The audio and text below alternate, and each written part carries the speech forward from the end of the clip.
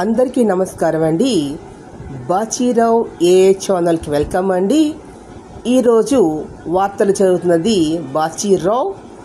ఈరోజు ముఖ్య వార్తలు: నేడే ఉపరాష్ట్రపతి ఎన్నిక, సిపి రాధాకృష్ణన్ జస్టిస్ సుదర్శన్ రెడ్డి మధ్య పోరు, పార్లమెంట్ ప్రాంగణంలో పోలింగ్ ప్రక్రియ ముగగానే ఓట్ల లెక్కింపు, రాత్రికి ఫలితాలు, ఓటింగ్కు బీజాదా బారాస దూరం. పార్లమెంటు భవనంలోని F-101 వసుధాలో పోలింగ్ జరుగుతుంది. విశాఖలో 553 కోట్లతో మురుగునీటి శుద్ధి వ్యవస్థ. బంగాళాఖాతంలో ఉపరితల ఆవర్తనం, 10 జిల్లాలకు భారీ వర్ష సూచన. 12న మెగా డిఎస్సి తుది జాబితా వెల్లడి. కర్నూలులో 6,000 కోట్లతో మరో కొత్త పరిశ్రమ.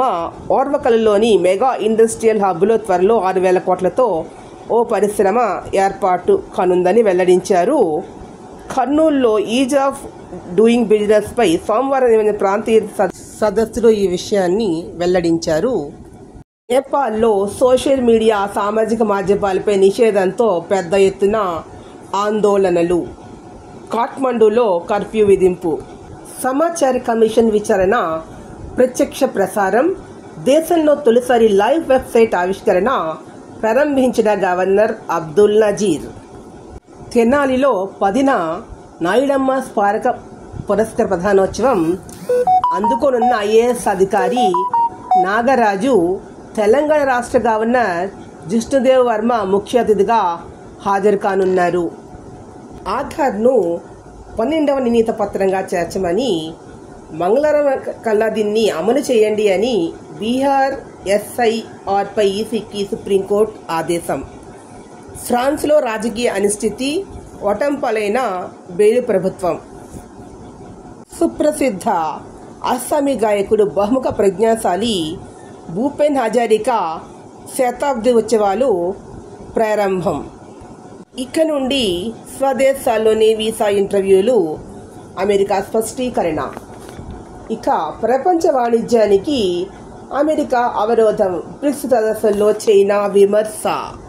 తూర్కపాలయానికి శాస్త్రవేత్తల బృందం, మట్టి నీటి నమూనాల సేకరణ.